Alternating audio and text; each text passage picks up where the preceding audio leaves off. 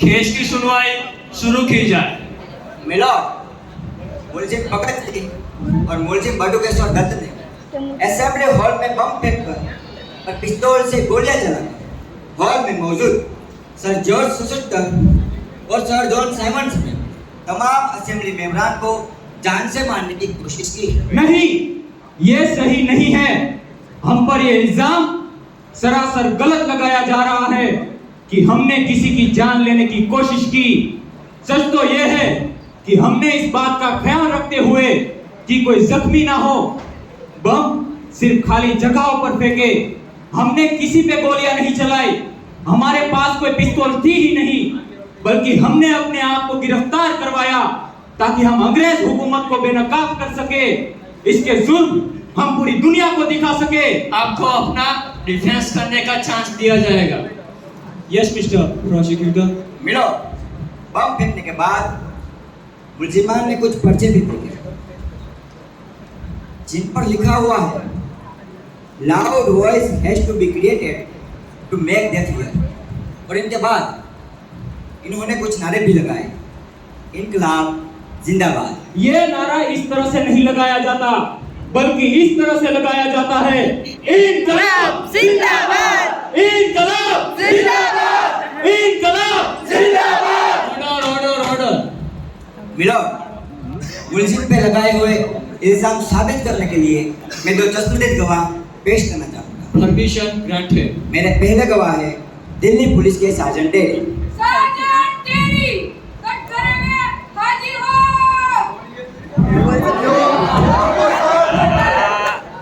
हाँ तो sergeant Terry, you know Hindustan? हाँ, मैं हिंदुस्तानी बोल सकता है और समझ सकता है। मुलजिम को मौका वारदात को आप ही ने गिरफ्तार किया। जी हाँ, जब आपने इन्हें गिरफ्तार किया था तो ये लोग कहाँ थे? ये लोग पब्लिक गैलरी में था। क्या इनके हाथ में पिस्तौल थी? जी हाँ, बिल्कुल सही। इन लोगों ने दो गोली असेंबली की तरफ चलाया और फरार होने का कोशिश भी किया, लेकिन मैंने इनको अरेस्ट कर लिया। ये झूठ है, बिल्कुल झूठ। Thank you mister Terry. My lord, अब मैं मेरे दूसरे गवाह हेड कांस्टेबल हाकिम खान को कटघरे में बुलाना चाहूंगा। Permission granted. हाकिम खान, कटघरे में हाजिर हो।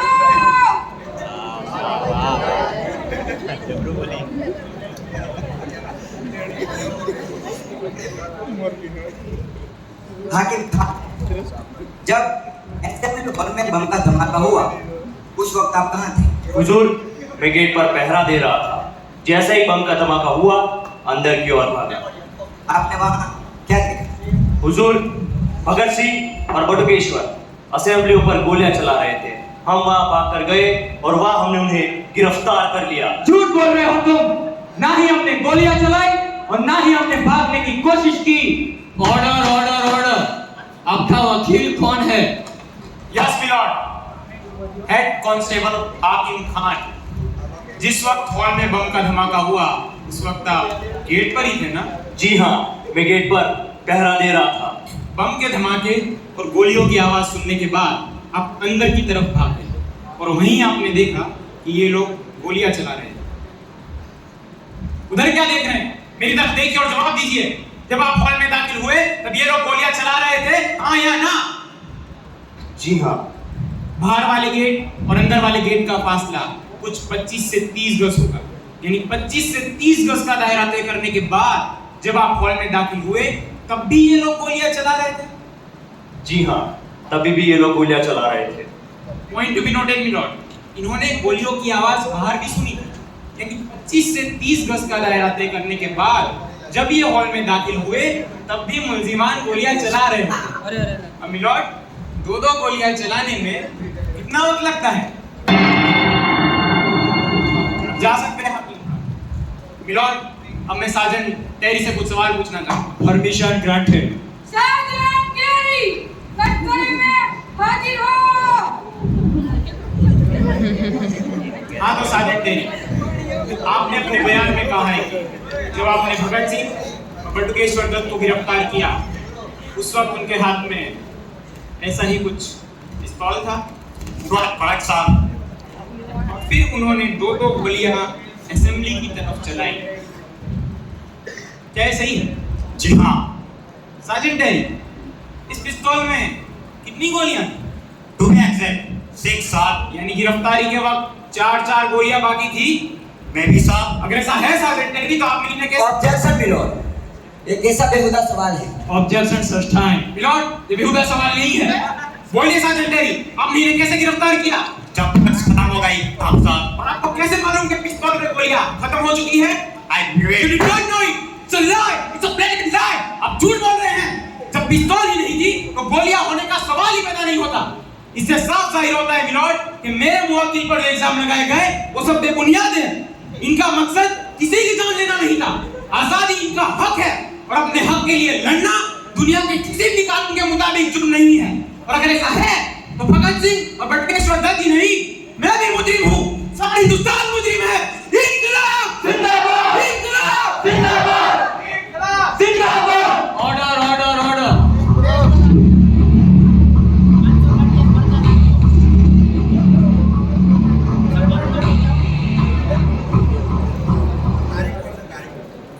तमाम बयानों और गवाहों को मद्देनजर रखते हुए फैसला कल होगा। कल क्यों, आज ही क्यों नहीं? सुना दीजिए वो फैसला जो आपकी डरी हुई सरकार ने आपको पहले से ही दे रखा है। जेल की दीवारें और फांसी के फंदे हमारी आवाज को दबा नहीं सकते। इनकलाब आके ही रहेगा, हिंदुस्तान आजाद होके ही रहेगा। जब तक है जान कुछ ऐसा काम करेंगे, जब तक है जान कुछ ऐसा काम करेंगे कि हमारी लाश पे आपके सरकारी नौकर भी झुक के सलाम करेंगे। इनकलाब इनकलाब जिंदाबाद इनकलाब जिंदाबाद इनकलाब जिंदाबाद जिंदाबाद। प्रचंड बोल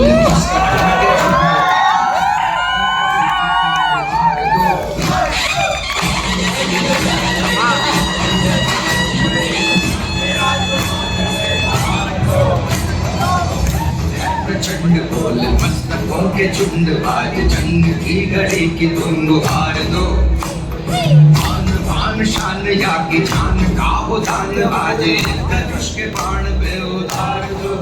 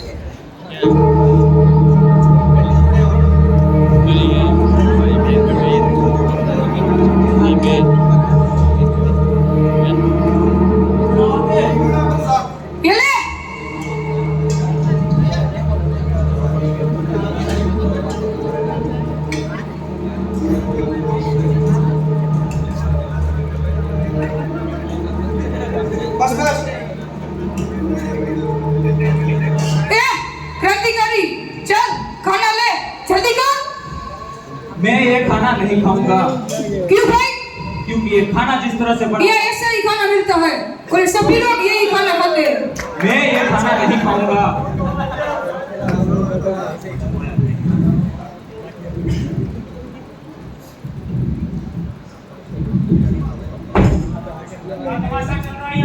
साहब जी ये खाना खाने से इनकार कर रहा है। क्यों नहीं खाओगे खाना?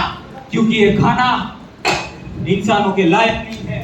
What is going on here?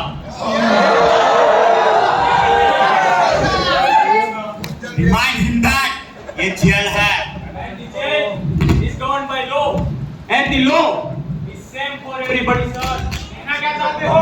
उन गोरे कैदियों को हर तरह की सुविधा दी जाती है और हमारे साथ जानवरों से भी बदतर सलूक किया जाता है। ये हमारे कपड़े जो बरसों से बदले नहीं गए, ये रसोई घर जहाँ चूहे और कॉकरोच खाने पर कूद रहे हैं। दाल रोटी दो पर कम से कम खाने लायक तो दो। कानून सबके लिए एक है जेलर साहब। तुम लोगों को यही खाना मिलेगा, यही खाना पड़ेगा। तो ठीक है, मैं ये खाना नहीं खाऊंगा। कब तक चलेगा ये सब? जब तक हमारे साथ इंसानों की तरह बर्ताव नहीं किया जाता, खाने लायक खाना, साफ सुथरे कपड़े, पढ़ने के लिए किताबें, नॉन मिल कैडेट और कुछ नहीं मिलेगा तुम्हें, कुछ भी नहीं। तो मैं ये खाना नहीं खाऊंगा नहीं खाओगे। जब तक हमारी मांगे पूरी नहीं हो जाती। मैं ये खाना नहीं खाऊंगा, मैं भूख हड़ताल करूंगा। तुम अकेले नहीं हो भगत, हम भी भूख हड़ताल करेंगे। क्यों साथियों? हम भी भूख हड़ताल करेंगे।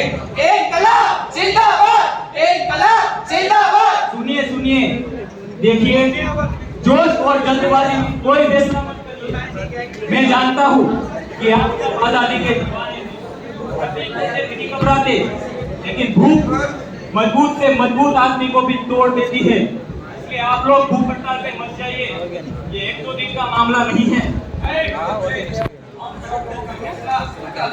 हम सब किसी वक्त से भूख हड़ताल पे है। सरकार की जिद करोगे, भूखे मर जाओगे। रात दिन सोचोगे हमारे बारे में, ऐसा हम कुछ कर जाएंगे। शान से जिए हैं वतन के लिए, शान से वतन पे मत जाएंगे। इनकलाब जिंदाबाद, इनकलाब जिंदाबाद। अंग्रेज हुकूमत हाय हाय, अंग्रेज हुकूमत हाय हाय। सरदार सिंह, डाल दो इन सबको जेल में। देखता हूँ कब तक भूख हड़ताल करते हैं। इनकलाब जिंदाबाद, इनकलाब जिंदाबाद, इनकलाब जिंदाबाद।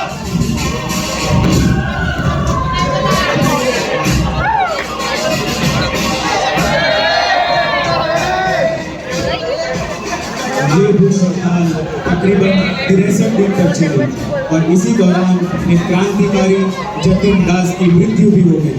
इसके अलावा जब धमकियों से काम नहीं बना, तब अंग्रेजों ने हिंसा का प्रयोग करके क्रांतिकारियों से अपना जुर्म कबूल करवाना चाहा, लेकिन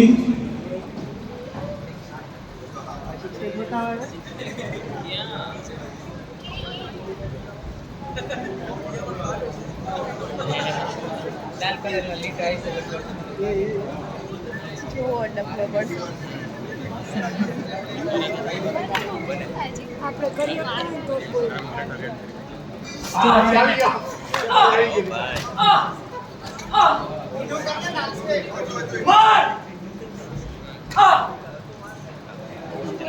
कब तक मारेगा? मार! कबूल कर करिए, कबूल कर, और ये मार मार के काम कर दूंगा। बोल, सरफरोशी की तमन्ना अब हमारे दिल में है, देख हमारे जोर कितना बाजुए का दिल है। मार! आ आ आ मैं भी देखता हूँ मेरे सरकारी नमक की ताकत कब तक चलती है। मार! आ इतनी गति से बर्दाश्त कर रहे हो इसके लिए? ये देश की मिट्टी का पुतला है, इतनी आसानी से नहीं टूटेगा। मार! बकवास बोल रहे हो भगत सिंह, ये भी एक हिंदुस्तानी हूँ, मुझे भी तुझे मारने में मजा नहीं आ रहा। मान जाओ भगत सिंह, मान जाओ। इतनी जल्दी थक गया? क्यों कर रहे हो ये सब? अकेले की तकलीफ झेलने से क्या है देश आसान हो जाएगा? फना होने की इजाजत ली नहीं जाती, फना होने की इजाजत ली नहीं जाती। ये वतन की मोहब्बत है जनाब, पूछ कर की नहीं जाती।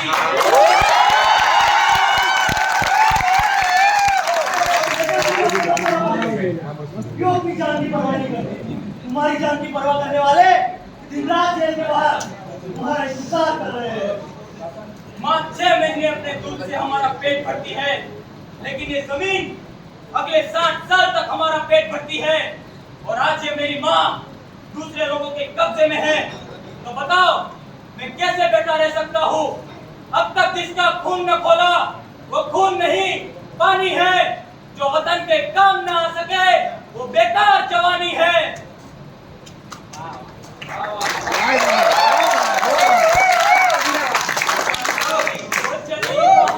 दीवानों की टोलियां उनसे अपने लिख देंगे हम इंकलाब की गोलियां। हम वापस लौटेंगे लेकर आजादी का टोला। मेरा रंग दे बसंती चोला, मेरा रंग दे बसंती चोला।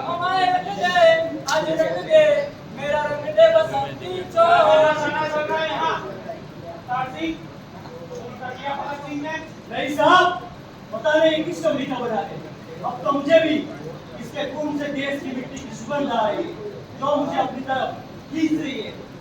माफ करना साहब। एक बात बोलूंगा भगत सिंह, जिस बात पर जन तक ले जाना मुमकिन न हो, उसे खूबसूरत मोड़ देकर छोड़ देना ही अच्छा है।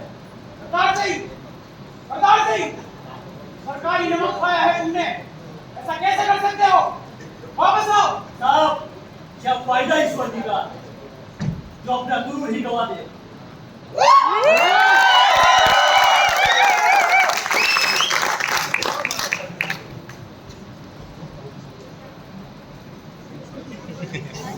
क्या देख रहे हैं जनरल साहब? देख पर बात मान लो, अपनी ये तो बेकार की चीज है ना।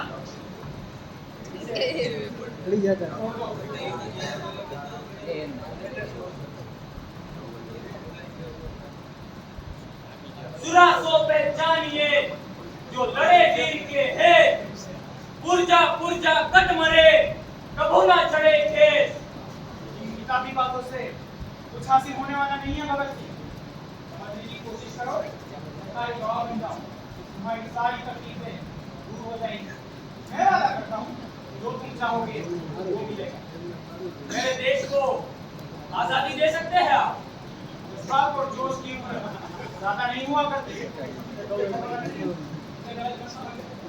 वाकई तुम्हारी भिलाई था, मैं मानता हूँ कि तुम्हारे साथ साथ नहीं हुई, लेकिन यहाँ जो कुछ भी होता है समझ के उनसे होता है। समझने की कोशिश करो, सरकारी गवाह बन जाओ और आराम से अपने परिवार के साथ रहो। ये देश का बेटा है जनरल साहब, सहरा बांध के गोली नहीं, फंदा झूम के फांसी चढ़ेगा। दिमाग से काम लो। जिन साथियों को तुम्हें बेहद विश्वास है ना, एक न एक दिन तुम बिल्कुल अकेले बढ़ जाओ और अकेले तुम अंग्रेजी हुकूमत से अपनी लड़ सकते हैं। अगर आपको मेरे अकेलेपन का इतना ही ख्याल है जनरल साहब, तो आप मेरे साथी क्यों नहीं बन जाते? एक बार मेरे साथ इनकलाब जिंदाबाद का नारा लगा दीजिए, आपके 7 जन्मों के पाप धुल जाएंगे। चलिए बोलिए, इनकलाब जिंदाबाद। सिखाने आया तो मुझे ही समझ सिखा रहे हो। मैं भी देखता हूँ इस रास्ते पर तुम चलना चाहते हो ना, इस देर तक इसी घूम कर चल पाओ। सुनिए जनरल साहब, हम भी आराम उठा सकते थे घर पे रहकर, हमें भी पाला था माँ बाप ने सह सह कर। वक्त रुखसत उन्हें इतना बिना बेहतर, गोद में आंसू जो टपके कभी रुख से बहकर, उसी को तिल समझ लेना कि बहलाने को। ओ मेरा रंग बसंती चोला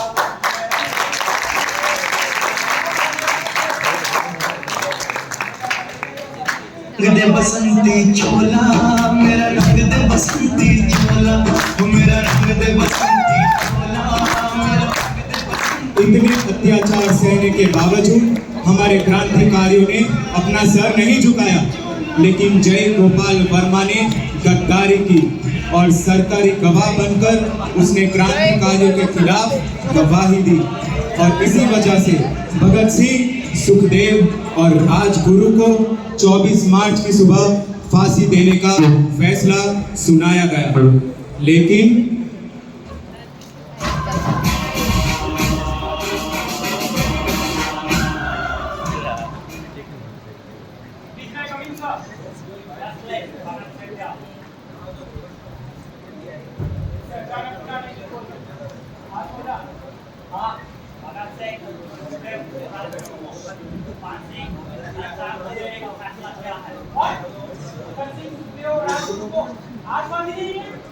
क्या मैं इस फैसले की वजह जान सकता हूँ?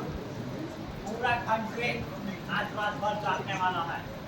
सबकी निगाह भगत सिंह के फांसी पर है, लेकिन भगत सिंह के डेड बॉडी के साथ लोग जुलूस निकाले, दवाई में उसका भरने का किसी भी हाल में नहीं दे सकता। सिक्योरिटी के लिए बहुत बड़ा खतरा हो जाएगा। मतलब भगत सिंह मरने के बाद भी अंग्रेजी हुकूमत के लिए खतरा है? सर, सबसे पहले फांसी देना कानून के खिलाफ है। आज तक कभी इतिहास में ऐसा नहीं। गांधी जी और जनरल डार्विन के समझौते के मुताबिक हमें भी भगत सिंह को क्या करने ना जाने अभी लॉस्ट ऑफ बड़ी माइंड तुम भगत सिंह को बिहार करने के बारे में सोच भी कैसे सकता है सोच सकता हूँ क्योंकि मैं सच जानता हूँ और सच ये है कि हम में से किसी ने भी उसे बचाने की कोशिश नहीं की और इसी बात का फायदा उठाकर अंग्रेजी हुकूमत भगत सिंह की बलि चढ़ा गई सर ये सरासर मासूम नौजवान की जिंदगी के साथ नाइंसाफी है जस्टिस तय करना हमारा काम है कानून हम बनाते हैं और जब चाहे हम उस कानून को तोड़ सकता है तुम सरकार का नौकर है सरकार के ऑर्डर पर सवाल करने का तुमको नहीं है सरकार के ऑर्डर को फॉलो करना तुम्हारा काम है आज नहीं तो कल सवाल तो उठेंगे आपकी इस सरकार पे लाखों भगत सिंह खड़े हो जाएंगे एक भगत सिंह की लाश पे जितना कहा है उतना करो this is my order sir you are right मुझे तो सिर्फ ऑर्डर्स फॉलो करने हैं सटा सिंह जी सर सटा सिंह भगत सिंह सुखदेव और राजगुरु के अंतिम स्नान के लिए पानी ले अंतिम स्नान लेकिन साहब आप तो 23 मार्च है ना फांसी का हुक्म तो 24 मार्च का था ना नहीं उन्हें फांसी आज ही दी नहीं आप लोग ऐसा नहीं कर सकते अरे ये धोखा है फांसी से पहले का दिन तो माँ बाप का होता है रिश्तेदारों का होता है तुम्हें जो हुक्म दिया गया है वो मानो नहीं ये हुक्म मैं पूरा नहीं करूंगा बिल्कुल नहीं करूंगा मैं नहीं करूंगा साहब इतना बड़ा जुल्म मत करो साहब आपको ऊपर वाले का वास्ता साहब इतना बड़ा जुल्म मत करो अरे माँ बाप आएंगे तो किससे मिलेंगे रातों से अरे आखिरी बार अपने बेटों की शक्ल तो देखने दो जालिमो तुम्हारी जो ये सरकार है ना ये चलेगी नहीं ये गिरेगी मेरी बदुआ है अरे निकलो सारे कुत्ता हमारे कुत्ता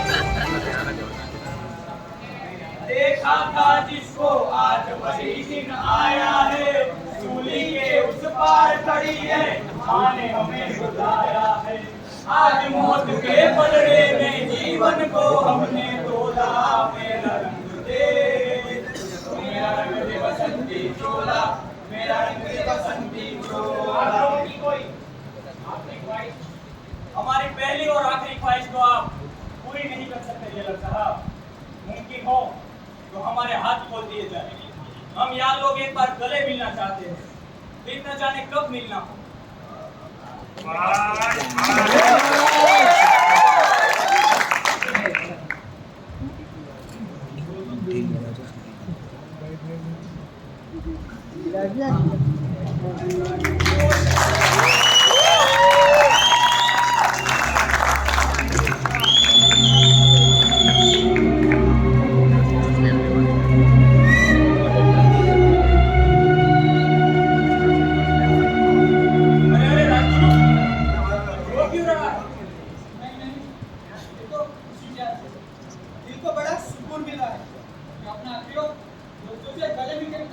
वो ठीक है मैं क्या कह रहा आंदोलन में इनकलाब जिंदाबाद, इनकलाब जिंदाबाद, इनकलाब जिंदाबाद।